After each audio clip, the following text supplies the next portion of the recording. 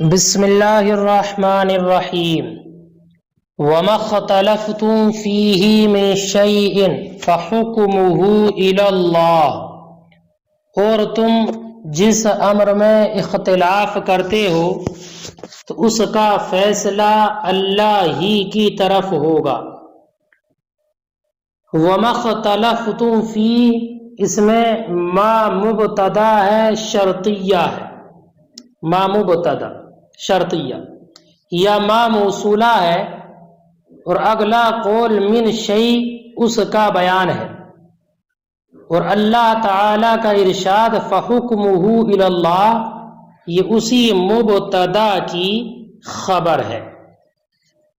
تو وما اختلفتم فیہ میں ما مبتدا ہے شرطیہ یا ما موصولہ، اور فحکمہ الی اللہ یہ اس کی خبر ہے کہ دنیا میں جن معاملات میں، جن کاموں میں تم آپس میں اختلاف کرتے ہو، اس کا فیصلہ اللہ ہی کی جانب ہے، اسی کی سپرد ہے، اس لیے کہ اصل میں حکم اور معاملہ صرف اللہ ہی کا ہے۔ جیسے کہ ایک دوسری آیت مبارکہ میں اللہ تعالی نے ارشاد فرمایا ان الحکم الا للہ، ان الحکم الا للہ۔ اس کے علاوہ اور دوسری اکثر آیات میں اطاعت کے معاملے میں اللہ رب العزت نے اس حکم میں رسولوں کو اور بعض آیات میں اولو الامر لوگوں کو بھی شامل فرمایا ہے۔ تو رسول کو یا اولو الامر کو شامل کرنا اس کے معارض اور مباین نہیں ہے، اس لیے کہ رسول یا اولو الامر لوگوں کو شامل کیا گیا ہے تو چونکہ رسول اور اولو الامر جو کچھ بھی فیصلہ فرماتے ہیں یا وہ لوگ جو بھی حکم دیتے ہیں وہ در حقیقت اللہ رب العزت کا ہی فیصلہ اور حکم ہوتا ہے۔ اگر وحی کے ذریعے یا نصوص کتاب و سنت وغیرہ ہوں تو اس کا حکم الہی ہونا یہ بالکل ظاہر ہے، اور اگر وہ اولو الامر لوگ اپنے اجتہاد سے کوئی فیصلہ کر دیں اور فکر کے ذریعے، تو اجتہاد کا دار و مدار بھی نصوص قرآنی اور سنت پر ہی ہوتا ہے۔ اس لیے علماء نے فرمایا کہ عام آدمی جو قرآن و سنت کو سمجھنے کی صلاحیت نہیں رکھتا، اس کے حق میں مفتی کا فتویٰ ہی حکم شرعی کہلاتا ہے۔ تو چونکہ مفتی جو حکم بتاتا ہے یا مجتہد جو اجتہاد کرتا ہے وہ بھی آیات قرآنیہ احادیث مبارکہ کی روشنی میں ہوتا ہے، تو وہ بھی حقیقت میں اللہ رب العزت کا ہی فیصلہ اور اسی کا حکم ہوتا ہے۔ تو تم آپس میں دنیا میں جو بھی اختلاف کر رہے ہو اس کا فیصلہ صرف اور صرف اللہ کی جانب سے ہوگا۔ ذالکم اللہ ربی، یہ اللہ میرا رب ہے، علیہ توکلت، اسی پر میرا بھروسہ ہے، وإلیہ انیب، اور اسی کی طرف میں رجوع کرتا ہوں۔ ذالکم اللہ ربی آیت مبارکہ میں ذالکم یہ مبتدا ہے، ذالکم یہ مبتدا ہے، اور اگلے جو جملے ہیں وہ اس مبتدا کی خبریں ہیں، خبر ہے۔ ذالکم مبتدا اور اللہ یہ اس کی خبر ہے، خبر اول۔ ایسے ربی یہ بھی اس کی خبر ہے، علیہ توکلت یہ بھی اسی مبتدا کی خبر ہے، وإلیہ انیب یہ بھی خبر ہے۔ اور پھر آگے اللہ کا ارشاد آئے گا فاطر السماوات والارض یہ بھی خبر ہے، جعل لکم یہ بھی خبر ہے، لیس کمثلہ شیء یہ بھی اسی کی خبر ہے، اور ارشاد وہو السمیع البصیر یہ بھی خبر ہے، اور اگلا جملہ لہ مقالید السماوات والارض یہ بھی اسی کا خبر ہے، یبسط الرزق یہ بھی اللہ کے ارشاد مبارک ذالکم کی خبر ہے، اور اس کے بعد شرع لکم یہ بھی اسی کی خبر ہے۔ تو ذالکم یہ مبتدا ہے اور اگلے تمام جملے یہ اسی مبتدا کی خبر ہے، خبر ہے. ذالکم اللہ ربی. دیکھیے وما اختلفتم، اور جو تم اختلاف کرو جس امر میں کفار کے ساتھ، من شے جس معاملے میں دین وغیرہ کے، فحکمہ تو اس کا فیصلہ مردود الی اللہ لوٹتا ہے اللہ کی طرف قیامت کے دن. یفصل بینکم وہ تمہارے درمیان فیصلہ فرمائے گا. قول لہم اے محبوب آپ ان سے کہہ دیجئے ذالکم اللہ ربی یہی اللہ میرا رب ہے. علیہ توکلت اسی پر میں نے بھروسہ کیا، وإلیہ انیب اور اسی کی طرف میں رجوع کرتا ہوں لوٹتا ہوں. ارجع اسی کی طرف میرا لوٹنا ہے. فاطر السماوات والارض آسمانوں اور زمین کو عدم سے وجود میں لانے والا ہے. فاطر السماوات والارض آسمانوں کو اور زمینوں کو پیدا کرنے والا، عدم سے وجود میں لانے والا، ان کو ایجاد کرنے والا. جعل لکم من انفسکم ازواجا اور اسی نے تمہاری جنسوں سے جوڑے بنائے یعنی حضرت آدم علیہ السلام کی بائیں پسلی سے حضرت حوا رضی اللہ تعالی عنہا کو پیدا فرمایا. اللہ کا احسان دیکھو کہ اس نے تمہاری ہی جنس سے، تمہاری ہی جیسی شکل و صورت سے تمہارے جوڑے بنائے، یعنی مرد و عورت کو پیدا فرمایا. اور جانوروں کے بھی اس نے جوڑے پیدا کیے، جیسے کہ ایک آیت مبارکہ میں ہے کہ اللہ نے 8 جوڑ پیدا کیے. اور اسی طریقے سے اسی توالد و تناسل کے سلسلے پر تمہاری نسلوں کو پھیلاتا ہے اور تمہیں بڑھاتا ہے. ایسے ہی جانوروں کو اللہ رب العزت پھیلاتا ہے، جانوروں کو پھیلاتا ہے. حضرت بغوی رحمہ اللہ فرماتے ہیں کہ اس سے مراد رحم میں پیدا کرنا ہے، اور بعض نے یہ کہا ہے کہ پیٹ میں پیدا کرنا ہے، اور بعض کہتے ہیں کہ اس طریقے پر پھیلانا ہے جو توالد و تناسل کا طریقہ ہے، اس طریقے پر لوگوں کی نسلوں کو پھیلانا ہے.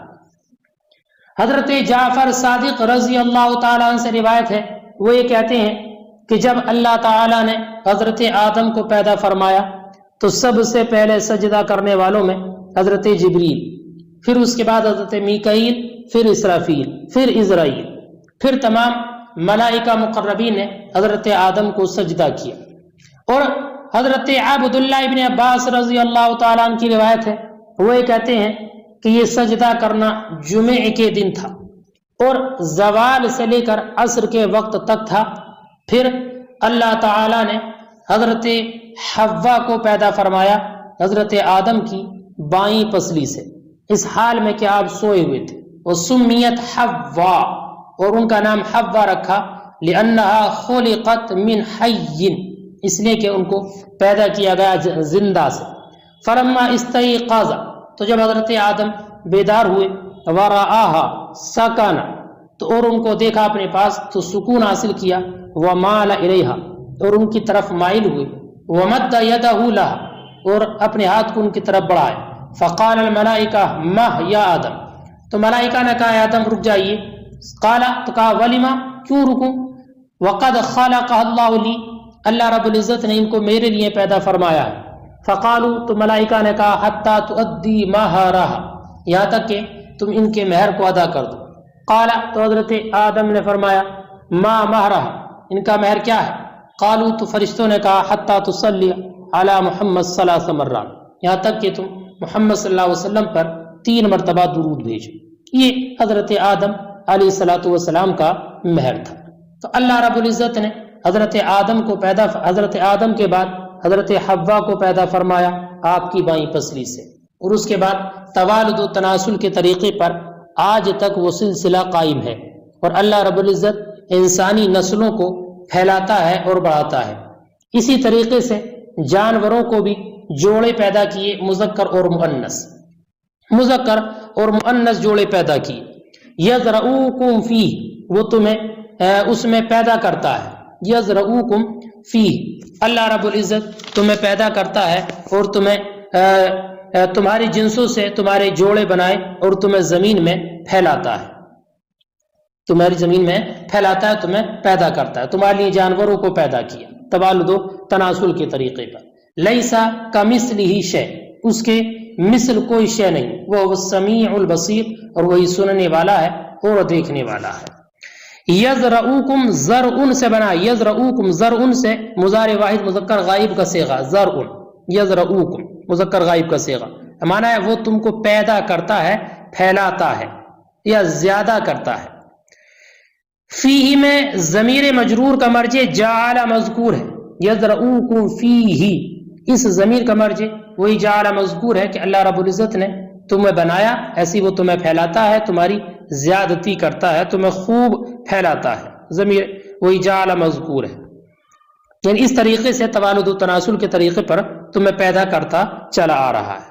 یا فیہ کی ضمیر کا مرجع رحم مادر ہے، جیسے کہ ابھی بتایا تھا، یا فی بمانا با ہے، یعنی تمہارے جوڑا بنانے کے سبب سے تمہیں پیدا کرتا، پھیلاتا ہے، پیدا کرتا ہے۔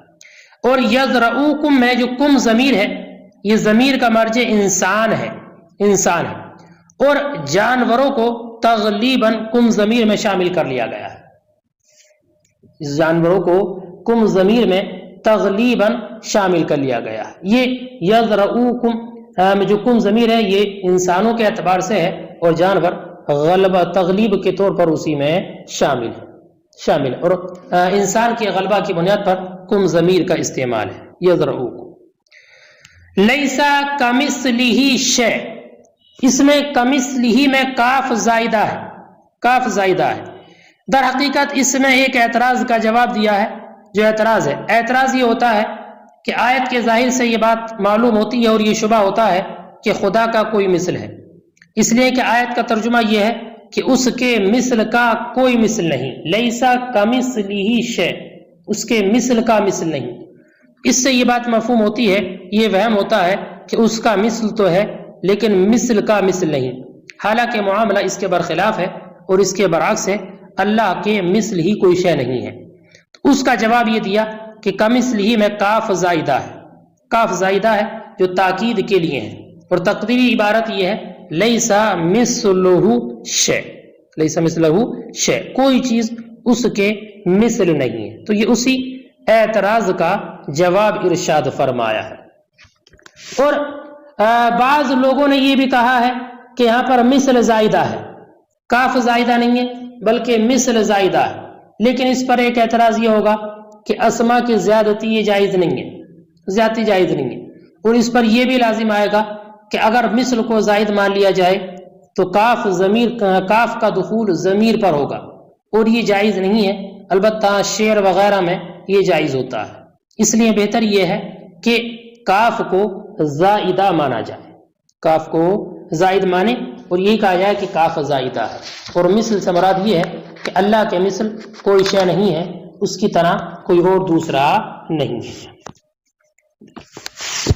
فاطر السماوات والارض، آسمانوں اور زمینوں کا ایجاد کرنے والا، عدم سے وجود میں لانے والا، مبدعہما، ان کو ایجاد کرنے والا، جعل لکم من انفسکم ازواجا، اس نے تمہارے لیے تمہاری جنسوں سے جوڑے بنائے، حیث خلق حوا من ضلع آدم، کہ پیدا کیا حضرت حوا کو حضرت آدم کی بائیں پسلی سے، ومن الانعام ازواجا، اور چوپایوں کے بھی جوڑے بنائے، ذکورا و اناسا مذکر اور مؤنث، یزرعوکم بالمعجم یخلقوکم، یزرعوکم زال کے ساتھ ہے، دال کے ساتھ نہیں ہے، یزرعوکم، اور تمہیں اسی سے پھیلاتا ہے، زیادہ کرتا ہے، یخلقوکم کے معنی تمہیں پیدا کرتا ہے، فی اسی سے، ای فی الجعل المذکور، یعنی جعل مذکور سے، یعنی مذکور طریقے سے، ای یکسرکم، یعنی تمہیں زیادہ کرتا ہے، بسبب بالتوالد والتناسل، بالتوالد، توالد اور تناسل کے سبب سے،